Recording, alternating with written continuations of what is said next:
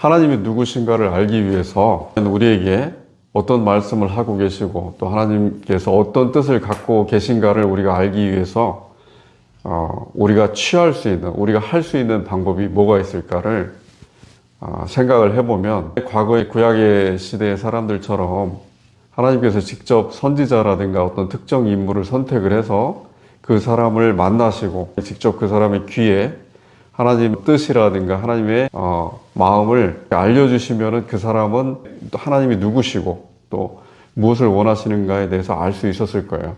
그렇지 않고 다른 방법들도 있겠지만은 지금 현재 우리 그리스도인들이 하나님이 누구신가, 하나님께서 우리에게 무엇을 원하시는가를 알 수 있는 그 방법은 여러 가지가 있겠지만은 우리가 함께 공통적으로 하나님이 누구신가를 알 수 있는 방법이 이거밖에 없다 하는 것이 성경입니다. 성경책이 사실은 그냥 이런 책이에요. 누가 봐도 우리가 이해할 수 있는, 그리고 우리가 늘 사용하고 있는 언어로 번역이 되어 있고, 전 세계 대부분의 언어들이 다 성경으로 번역이 되어 있다고 합니다. 성경이 언어로 번역이 되어 있다고 해요. 그래서 예를 들어서 그 동남아시아 같은 데는 부족들이 많이 살고 소수 민족들이 갖고 있는 자기들의 고유 언어가 있는데, 그 소수 민족이 갖고 있는 언어가 어떤 지역에서는 뭐 수십 개, 수백 개씩 되는 데도 있는데, 선교사들이 거기에 가서 그 사람들의 언어로 성경을 번역을 해서 그 사람들이 이해할 수 있게끔, 그렇게 성경을 통해서 하나님이 누구신가를 알 수 있게끔 그렇게 선교를 하고 있다고 합니다. 그러니까 사실상 언어를 통해서 하나님을 알 수 있는 그 성경이 하나님이 누구신가를 밝히는, 드러내는 유일한 지금 현재 방법으로 되어 있어요. 다른 것이 없습니다.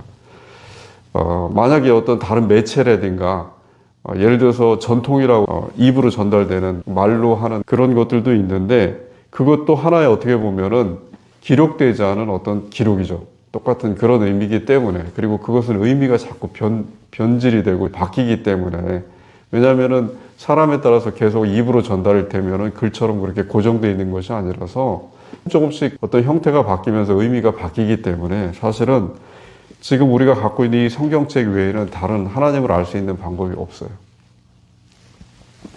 종교인들은 사실은 기독교가 아니고 다른 종교에서도 대부분 자기들이 믿는 그 신이 누구신가, 그리고 신이 자기들에게 무엇을 원하신가를 알기 위해서는 그 사람들이 갖고 있는, 자기들이 믿고 있는 그 종교 안에서의 경전이라고 하는, 그걸 경전이라고 하는데, 그 경전을 절대적인 어떤 자기들이 신앙하는 신의 어떤 모습, 신의 실체, 이렇게 이해를 합니다. 그래서 그 경전을 목숨처럼 그렇게 아끼고 소중하게 그렇게 합니다. 이슬람 같은 경우에는 코란이라는 경전을 만약에 다른 언어로 번역을 하면 용서를 하지 않아요.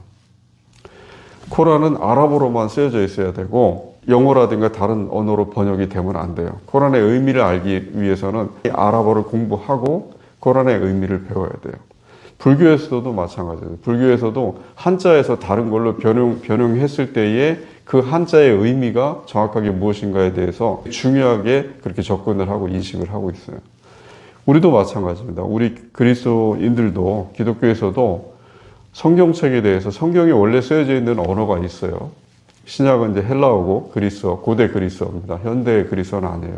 그 다음에 히브리어. 히브리어는 지금 현재에도 사용되고 있는 언어이기 때문에 이스라엘 사람들이 사용되는 언어라, 비록 현대 히브리어가 고대 구약 성경에 나와 있는 히브리어하고 다르긴 하지만 의미가 비슷해요. 그래서 이해할 수 있어요. 어찌됐든 그 고대 언어로 쓰여져 있는 성경을 전 세계 언어로 다 바꿨어요. 번역을 했어요. 언어에 따라서 물론 조금씩 사람들이 경험한 바에 따라서 언어가 형성되기 때문에 각 지역에서 각 민족들이 자기들의 삶의 자리에서 체험한 것을 언어라는 어떤 상징으로 표현을 기호로 바꿨기 때문에 지역에 따라서, 언어에 따라서 의미가 조금씩 다를 수는 있어요. 예를 들어서 우리가 하늘이라고 부르는 것이 푸른 하늘이잖아요. 그 하늘을 예를 들어서 영어에서는 뭐 스카이라고도 하고 다르게 부를 수도 있어요. 그런데 그 표현이, 그러니까 다른 언어를 쭉 나열을 해놓고 이게 같은 의미다고 그렇게 말을 할 수가 없어요. 조금씩 의미가 다 다릅니다. 근데 그럼에도 불구하고 우리가 성경에 기록되어 있는 그 내용을 하나님께서 우리에게 전달하고자 하시는 하나님의 뜻이고 말씀이다, 이렇게 이해하는 것은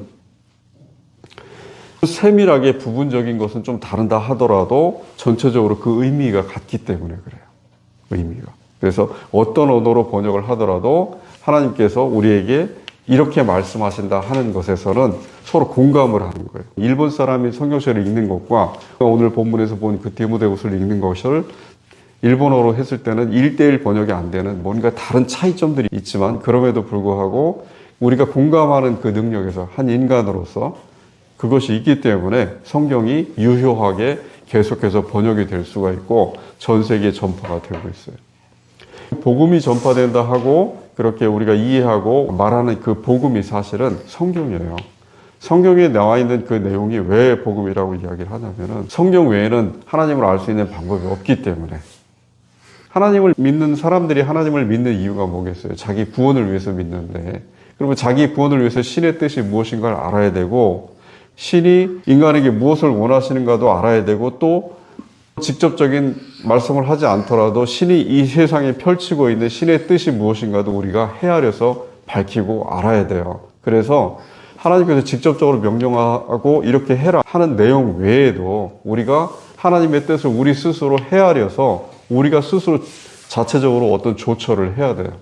그런 의미도 있기 때문에 그래서 성경을 연구하고 수많은 학자들이 성경 본문의 내용을 분석하기 위해서 밤을 새고 그렇게 자기 삶을 아주 어렸을 때부터 그렇게 나이 들어서 수염이 하얗고 나이 많은 그런 그 학자들도 볼 수가 있고 또 동방 정교회 학자들 보면은 수도원에서 늘 성경을 상고하고 연구하면서 상고한다는 뜻이 뭐냐면 내가 지금까지 알고 있는 성경의 해석이 혹시라도 다를까? 혹시라도 지금 현재 내가 알고 있는 여기에 나와 있는 이 본문의 내용이 내가 지금 현재 이해하고 있는 것이 정말 사실일까? 거기에 오류는 혹시 있지 않을까? 다시 되새겨보는 거예요. 그래서 또 보고 하면서 당연히 인간은 문제가 많은 존재니까 우리 자체가 무엇인가 이렇게 안정돼 있지 않은 존재, 본성 자체가 늘 흔들리고 무엇인가를 안정적으로 고정화시킬 수 있는 그런 어떤 본성이 없어요. 그러다 보니까 인간은 계속해서 이렇게 물결처럼 움직이는 그런 존재로 살아가다 끝이 나니까 처음부터 시작할 때부터 그렇게 그러다 보니까 인간이 대하는 모든 것들이 불안정하게 흔들리는 거예요. 그러다 보니까 진리가 고정되어 있지가 않고 그 사실을 너무나 잘 알고 있는 우리의 본성이 진리를 연구할 때도 혹시 내가 착오로 또는 실수로 아니면 내가 아닌 우리 전체 공동체가 잘못 이해하고 있지 않은가 하고 계속해서 본문에 대해서 다시 한번 문법적으로 또 역사적으로 또 영적으로 그렇게 분석을 합니다. 계속해서 반복적으로. 그리고 늘 누구나 믿음이 있는 사람들은 그 일을 해야 돼요. 그러니까 우리는 과정 속에 있기 때문에 과정이라는 거는 시작은 했는데 끝이 안 난 상태예요. 그것을 과정이라고 하는데 우리는 다시 거듭나서 신앙인으로서 시작을 했지만 그것이 끝이 난 상태로 우리가 무엇인가 그 끝을 볼 수 없는 상태로 우리의 삶이 끝나요. 그러다 보니까 우린 늘 지금 우리가 하는 그 과정 속에서 살아가기 때문에 성경을 읽고 상고하는 것에서도 멈춤이라는 게 없어요. 계속해서 반복해서 해야 됩니다. 오늘 본문을 살펴보겠습니다. 13절에 한번 보겠습니다. 디모데 3장 13절. 악한 사람들과 속이는 자들은 더욱 악하여져서 속이기도 하고 속기도 하나니 그러나 너는 14절에 배우고 확신한 일에 거하라. 너는 내가 누구에게서 배운 것을 알며 15절에 또 어려서부터 성경을 알았나니 성경은 능히 너로 하여금 그리스도 예수 안에 있는 믿음으로 말미암아 구원에 이르는 지혜가 있게 하느니라. 여기서 바울 사도가 디모데에게 성경이 무엇인가에 대해서 성경이 어떤 의미인가, 바울 자신에게 어떤 의미인가를 진술을 하고 있는 거예요. 성경은 능히 나로 하여금 이렇게 표현해도 동일해요. 성경은 능히 저 사람으로 하여금, 너로 하여금, 그러니까 누구에게다 해당하는 이야기입니다. 여기서 바울 사도가 이야기하는 성경은 당연히 우리가 보고 있는 디모데후서와 같은 바울 사도나 또는 사도들이 쓴 성경은 아니에요. 여기서 말하는 거룩한 성경은 구약 성경을 이야기하는 겁니다. 구약 성경 중에서도 히브리어로 써져 있는 유대인들의 구약 성경이 아니에요. 왜냐하면 바울은 로마 사람이었고 또 그리스 다소라는 헬라 지역에서 태어난 사람이었기 때문에 교육 자체를 헬라어로 받았어요. 그러다 보니까 성경을 읽을 때도 지금 현재 우리가 한글 성경을 보듯이 헬라어로 된 성경이 있었어요. 구약 성경이. 그걸 70인역이라고 하고 셉투아진트라고 하는 그 구약 성경을 공부를 했어요. 그러니까 지금 현재 바울이 이야기하는 것은, 디모데에게 이야기하는 것은, 디모데도 마찬가지고, 디모데도 어머니는 유대인이지만 아버지는 헬라인이었어요. 그래서 헬라 교육을 받은 청년이었는데 디모데 같은 경우는 동일하게 70인역을 봤어요. 그러니까 지금 현재 우리는 신약에 집중을 하고 있는데 바울이 이렇게 얘기하는 거예요. 구약 성경, 너가 구약 성경을 통해서 거기서 예수님을 만나게 되고 구원을 받게 될 것이다. 그러니까 지금 다른 말로 하면 지금 현재 우리가 신약 성경을 모르더라도 구약 성경만 가지고도 예수님을 만나고 구원을 받을 수 있다 하는 이야기를 하는 거예요. 여기에는 어떤 의미가 있어요. 그러니까 구약 성경과 신약 성경의 관계가 있어요. 우리가 성경을 신약과 구약으로 나눠서 옛날 언약, 새로운 언약이라고 이야기를 하는데 여기에는 관계가 있어요. 우리가 일반적으로 우리 그리스도인들이 전문적인 신학 공부를 하지 않은 분들이 이해하는 게 뭐냐면은 하나의 예표라는 거예요, 구약이. 신약과 구약이 쌍처럼 이렇게 연결이 되어 있어요. 그래서 구약에서 예언되어 있던 것들이 신약에서 실현이 되는 거예요. 마치 오늘 몇 시에 만나자 하고 우리가 약속을 한 것이 신약 성경에서는 그 약속이 실제로 이루어지는 거하고 똑같아요. 그렇게 짝을 이뤄요. 예표라고 하고 그렇게 정형화되는 그런 성경의 관계가 있어요. 다른 말로 하면은 구약 성경에서도 사실은 예수님이 나타나 있고 신약 성경에서 바울 사도가 또는 다른 사도들이 또 복음서 저자들이 기록해 있는 그 내용들이 이미 구약에서 예언이 다 돼 있다는 거예요. 다른 말로 하면 구약 성경을 통해서도 우리는 구원을 받을 수 있다는 거예요. 다만 방법론에서 틀려요.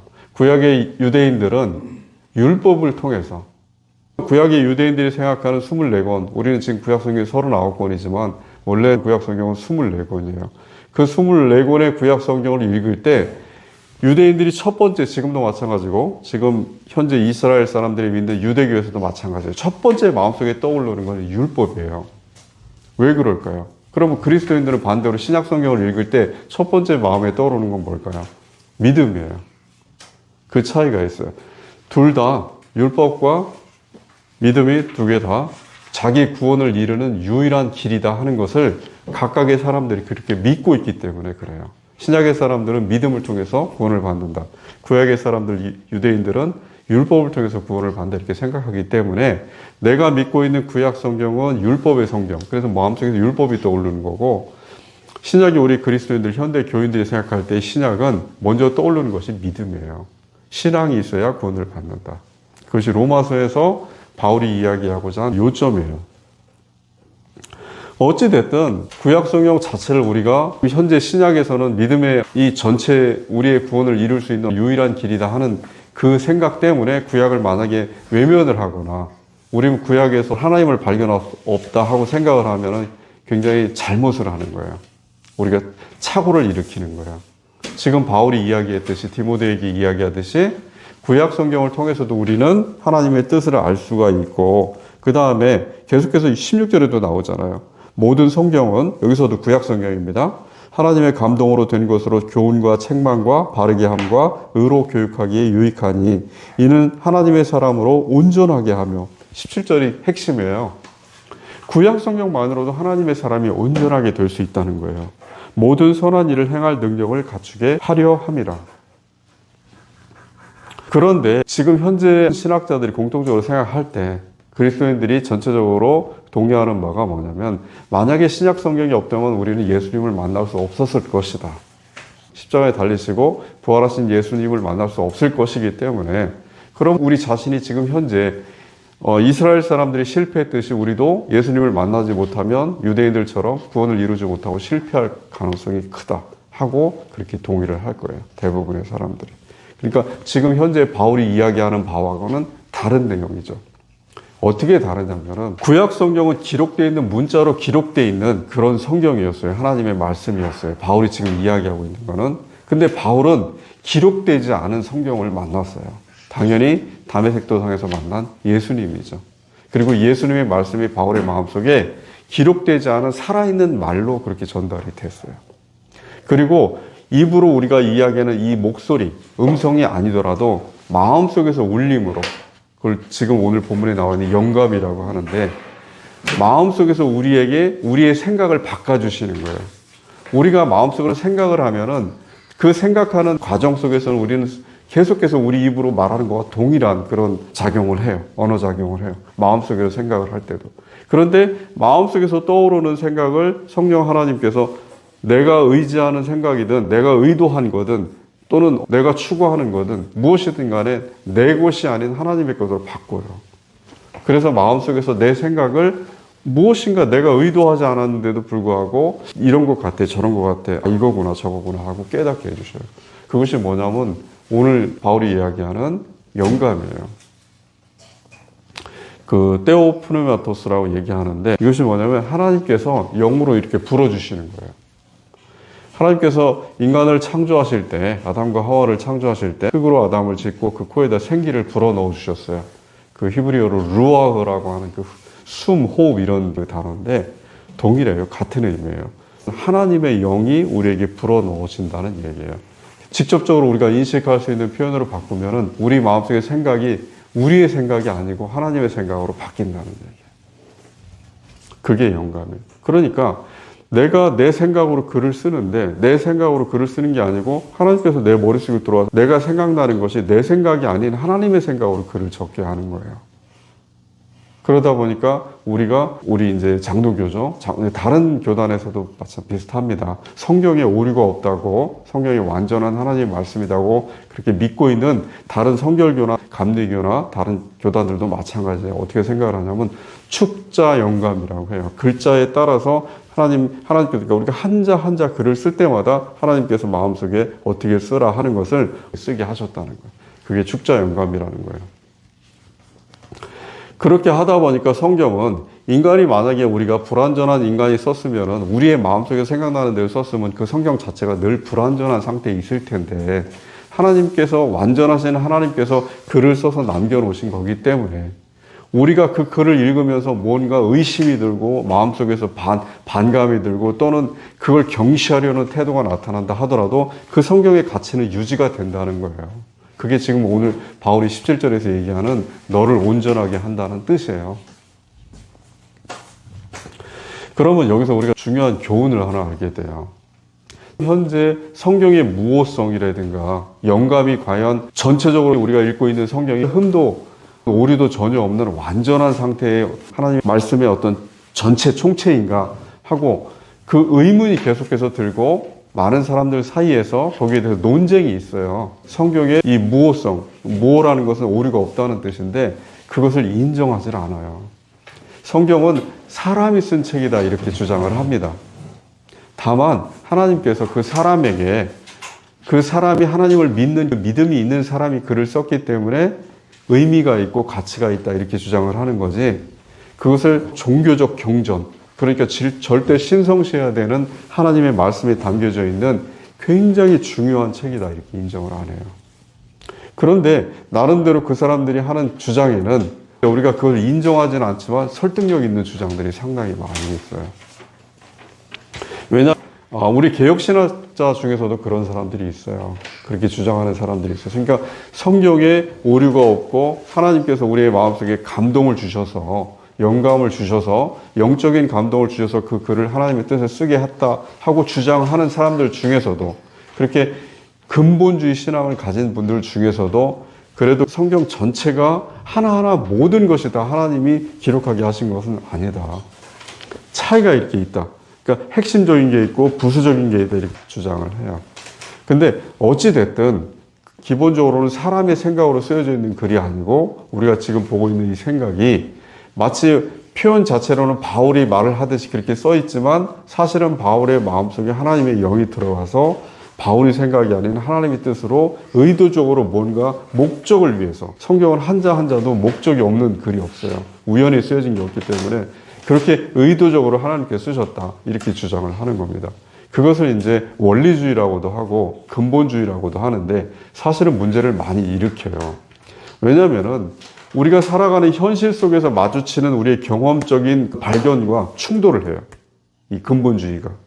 그러니까 우리는 이 상황에서는 비록 성경에 써있는, 글로 써있는 내용이라 하더라도 이 상황에서는 우리가 성경을 따르기보다는 이 상황에 맞게끔 현명하게 판단하는 게 맞는데, 성경에 이렇게 기록되어 있으니까 근본주의자들은 무조건 그렇게 지키라고 하는 거예요. 이 상황에서. 예를 들어 침례에 대한 그 내용도 마찬가지죠. 우리가 침례교에서 주장하는 핵심이 뭐냐면은 세례라고 부르지 말라는 거예요. 세례는 물을 이렇게 붓는 거예요. 관수례라고 하는. 그게 세례 예식을 할 수 있는 어떤 방법이라고 이야기를 하는데, 원래 성경에 쓰여져 있는 그 헬라어 자체는 물에 푹 담궜다 일어나오는 그 밥티조라는 원어 헬라어가 쓰여져 있으니까 원칙대로 하자는 거예요. 무조건 어떤 상황에서도, 한겨울에서도, 전쟁터에서도 세례를 주려면 물속에 담갔다 꺼내야 된다는, 사람. 이것이 근본주의예요. 그렇게 하자는 것이. 기록되어 있으니까. 그대로. 그 다음에 율법적인 것도 다 마찬가지예요. 성경에서 하나님께서 이렇게 하라고 했으니까 어떤 상황에도 그걸 지켜야 된다. 그러니까 여기에 쓰여져 있는 문자 하나하나 자체가 다 하나님의 말씀이기 때문에 인간이 어길 수 없다 하는 게 원리주의예요. 원리라 하는 거예요. 프린시플이라 하는 거예요. 이 자체가. 그런데 성경에 나와 있는 그 내용은 지금 현재 우리가 살아가는 상황적인 시간하고도 맞지가 않고, 그 다음에 각 사람이 살아가는 삶의 자리라고 하는 그 상황이 있어요. 그 상황하고도 맞지가 않잖아요. 왜냐하면 지금 1세기의 배경으로 하고 있으니까. 그런데 이것을 시대의 상황에 상관없이, 예를 들어 미래 세계 2500년, 3000년의 세대도 이걸 지켜야 된다는 얘기예요. 그게 원리주의 근본주의자들의 주장이에요. 그런데 그 주장을 무조건, 그러니까 지금 현재 상황하고 맞지 않으니까 나는 안 지킬래 할 수도 없어요. 왜냐하면 그렇게 되면 하나님의 말씀으로 받아들이지 않고 우리 상황에 따라서 바꾸는 거가 되잖아요. 그러니까 굉장히 어려운 문제가 생기는 거예요. 하나님의 감동으로 쓰여져 있는 성경이라고 해서 우리는 우리 각 사람이 한 사람 한 사람이 어떻게 성경을 대하든 자기가 구원을 받고자 한다면 무조건 이 성경으로 이렇게 몰려 들어가야 돼요. 파고 들어가야 돼요. 그래서 상고해야 돼요. 늘. 그렇지 않으면 하나님을 만날 수 있는 방법이 없고, 하나님을 못 만나면 하나님께서 베푸시는 구원을 받을 가능성이 없으니까. 그러니까 무조건 해야 되는데, 이제는 다른 더 큰 문제에 직면을 한 거죠. 오늘 바울이 이야기했듯이 구약의 유대인들도 성경을 굉장히 묵상을 했어요. 지금 현재 랍비라고 하는 유대교 선생들, 그 성경을 가르치는 성직자들 같은 경우에는 늘 삶 자체가 성경을 묵상하고 거기에 대해서 현실에 적용할 수 있는 교훈이 무엇인가를 뽑아내는, 그것을 산출하는 그런 일을 합니다. 그리고 거기에 맞게끔 감독을 하는 일을 해요. 그런데 현재 유대교에서 하는 그 행위와 바울이 살아왔던 그 시대, 그리고 그 이전의 고대 시대에 유대인들이 했던 행위와 크게 다르지 않아요. 오히려 과거에는 더 엄격했어요. 삶 자체가. 그래서 과거에는 이런 것도 있죠. 굉장히 미신적인 행위들. 예를 들어서 우리가 늘 보지만 어떤 벽 같은 데다 글을 써놓고 그 글이 마치 어떤 신적인 영험한 거다 하면서, 지금 무교라든가 미신에서 그런 행위들이 아직도 이루어지고 있는데 그런 행위를 하는 거예요. 그게 뭘 상징하냐면 그만큼 기록되어 있는 문자, 성경, 글에 대해서 굉장히 큰 가치의 의미를 부여한다는 거예요. 그 옛날 구약 사람들이 그렇게 살아왔어요. 유대인들이. 그래서 경전을 그때는 글을 모르는 사람들이 너무나 많고 글을 배운 사람들이 소수에 그쳤어요. 그래서 고대 히브리어를 알고 있는 사람들이 글을 모르는 사람들에게 가르칠 수 있는 방법은 노래밖에 없는 거예요. 그래서 구약 성경은 창세기 1장 1절부터 말라기 끝까지 계속해서 노래로, 어렸을 때부터 그렇게 노래를 부르게 하면은 그 노래가 창세기 1장, 창세기 2장 그렇게 끝나고 그 다음에 출애굽기 전체를 다 외울 수 있는 게 가능했다고 해요. 그래서 히브리 성경 24권을 통째로 다 노래로 암송한 사람들이 많았대요. 그래서 몇 장 몇 절 이야기를 하면 10편, 104편 이야기하면 입에서 노래가 나온대요. 여기서 이제 핵심이 뭐냐면은 그렇게 열심히 성경을 상고하고 성경이 자기의 구원을 이루는 하나님의 유일한 뜻이다 하고 믿고 따르던 유대인들이 성경을 이해를 하고 그렇게 했을까요? 아니면은 그냥 무조건 이해도 못하는 상태에서 했을까요? 이해를 하고 한 거예요. 성경이 무슨 뜻인지, 출애굽기에 나와 있는, 신명기에 나와 있는 내용이 무슨 뜻인지 유대인들은 알고 있었어요. 그 책을 보는 사람들은. 그런데 이 사람들이 구원을 못 받고 실패했어요. 여기서 우리가 마음속에 의문이 드는 거예요. 성경을 너무나 잘 알고 성경에 쓰여져 있는 글의 뜻도 잘 알고 심지어 전문적으로 일반인들이 할 수 없는 해석도 할 수 있고 원어도 볼 수 있고 심지어 그 긴 성경을 구약 성경 전체를 볼 수도 있는 사람들이 구원을 못 받았대요. 하나님께 반역을 했대요. 이게 더 큰 교훈이에요, 사실은. 우리가 성경이 하나님의 축자 영감으로 한 장 한 장 무호하게 쓰여져 있느냐, 그렇지 않고 사람이 쓴 거기 때문에 실수가 들어가 있느냐, 그걸 따지는 게 중요한 게 아니에요. 근본주의자들이 주장하듯이 정말 흠도 결도 아무것도 없는 완전한 성경이라 하나님의 말씀이라 하더라도 그 말씀을 자기의 어떤 삶과 자기의 신앙과 이렇게 연결시키지 않으면 유대인들 같이 돼버려요. 그래서 지금 기독교를 비판하고 기독교에 대해서 적대적인 사람들, 우리가 알고 있는 니체라든가 아니면 마르크스라든가 이런 분들이 성경에 대해서 많이 알고 있었어요. 반기독교적인 그런 철학서상을 주장한 사람들 중에 상당히 많은 사람들이 성경에 대해서 능통하게 알고 있었어요. 그런데 왜 그 알고 있는 그 지식이 지금 우리가 알고 있는 것과 다르다고요? 아니, 똑같아요. 그 사람들이 쓴 책들을 보면은 성경 해석하는 것이 지금 신학자들이 성경 해석하는 책과 그렇게 다르지 않아요. 들리지? 알고 있었어요. 그런데 왜 그 사람들의 생각은 신앙으로 가지 않고 오히려 성경을 이건 거짓이다 하고 반대하는 쪽으로 갔을까요? 그것은 그 사람이 자기의 구원과 이 성경의 내용을 직접적으로 연결성이 있다고 그렇게 믿지 않았기 때문이에요. 그게 훨씬 더 중요한 거예요. 성경을 차라리 모르고 마음속으로 하나님을 그리워하는 것이 하나님께는 예쁘게 보여요. 성경을 많이 알고 성경책을 능통하게 알고 주석을 낼 수 있을 정도의 실력이 있음에도 불구하고 이걸 통해서 무엇을 나와 이게 무슨 상관이 있지 하는 마음이 드는 분들은 의미가 없어요. 이 자체가. 옛날에 유대인들이 그랬어요. 그래서 예수님께서 독사의 자녀라고 그렇게까지 예수님께서 화를 내셨던 그 유대 서기관들, 바리새인들, 제사장들, 이 사람들은 성경에 다 능통자들이고 어려서부터 성경을 마음속으로 암송하던 사람들이기 때문에 처음부터 끝까지 다 알고 있었어요. 그런데도 불구하고, 그래서 성경에 대해서 어떤 내용을 이야기하면 하나님께서 이렇게 말씀하셨다 하고 얘기를 할 수 있는 사람들인데도 불구하고 그 사람들의 실제 삶은 마음속으로는 하나님이 어디 있어 이렇게 살았어요. 하나님이 어디 있어. 그래서 교훈이 압축이 되는 거예요. 성경 외에 우리가 하나님을 만날 수 있는 방법이 공식적인 겁니다. 있느냐? 없어요. 그런데 하나님께서 그러면 우리가 기도할 때는 성경이 아니잖아요. 우리가 기도할 때 우리 마음속에 하나님께서 어떤 깨달음을 주시고 우리 마음속에 너는 이것이 네가 생각하는 것이 무엇이 잘못되어 있고 무엇이 옳다 하는 그 판단을 우리 마음속에 주시는 것도 하나님께서 성경이 아닌 다른 내용으로 우리에게 알게 하시는 거잖아요. 그런데 중요한 건 뭐냐면은 우리가 마음속에서 각자 기도하고 깨닫고 하는 것들도 이것을 이 내용을 좀 더 상고하고 이 깊은 내용이 어디에 있는가를 확인하려면 성경으로 돌아가야 돼요. 성경의 내용이 다 나와 있어요, 이미. 그러니까 지금 현재 그리스도인들, 신약 교인들이 생각하는 믿음의 어떤 모든 총체적인 것들이 성경에 이미 다 담겨져 있어요. 무슨 얘기냐면 우리가 독자적으로 하나님을 만났기 때문에 성경 외에 다른 내용으로 나는 다른 계시를 받았다 하는 주장을 하더라도 인정이 안 된다는 얘기예요. 우리가 생각하는 모든 것들이 내가 아무리 깊은 생각을 통해서 하나님의 어떤 다른 뜻을 성경에 나와 있지 않은 다른 뜻이 있다고 내가 사람들에게 발표를 하더라도 그 내용을 엄중하게, 엄밀하게, 엄격하게 성경과 비교해보면 신약 성경에 이미 나와 있어요. 그렇기 때문에 다시 우리는 성경으로 반드시 돌아가야 한다는 거.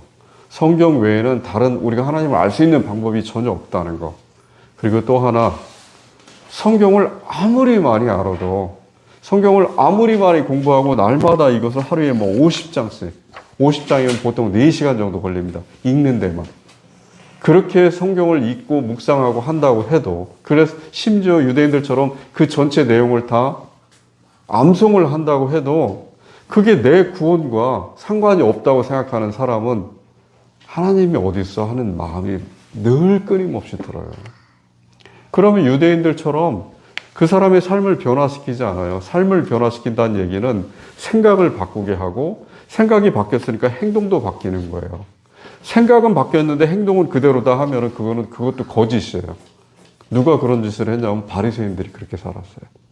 사람들에게 말을 할 때 나는 이렇게 생각해. 하나님은 이렇게 우리에게 원하셔. 하고 이야기를 하는데 그 사람의 행동을 가만히 보면은 위선과 거짓이에요.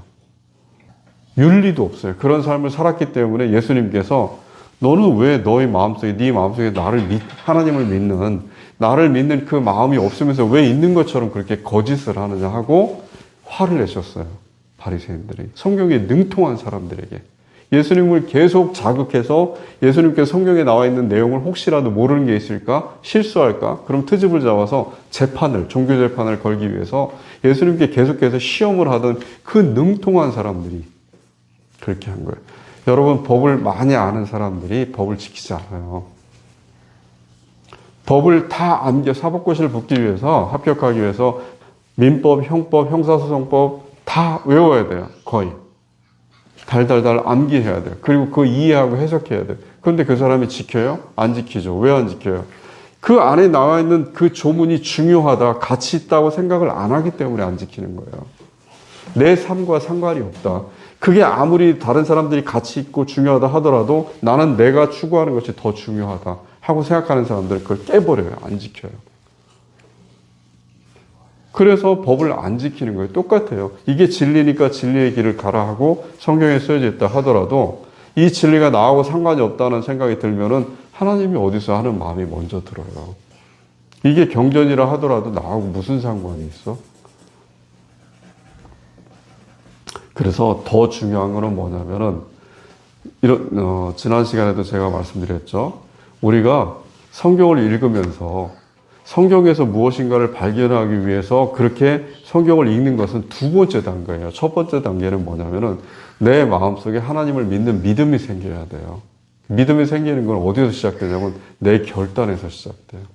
그러니까 안 믿겨지더라도 믿는다 하고 결단하고 들어가야 돼요. 마음속으로. 난 굉장히 흥미로운 내용들이 많이 있기 때문에 공부를 합니다. 불경에 대해서 공부를 하는데 그 불경을 읽을 때마다 굉장히 흥미롭고 신선한 내용들도 많이 있어요. 근데 그것이 저한테 믿음으로 올까요? 천만에. 그것은 그 불경을 읽을 때마다 마음속에서 어떻게 이렇게 생각하지? 어떻게 이것이 이 사람들에게는 굉장히 경건하고 높은 가치가 있지? 그 사람들 폄훼하는 게 아니에요. 저는 그리스도인으로서 그런 생각이 드는 거예요. 솔직하게 마음속으로. 그런데 그것은 그 사람들의 경전을 이해했을 때만 가능한 거예요. 이해를 못하면 그런 생각이 안 들겠죠.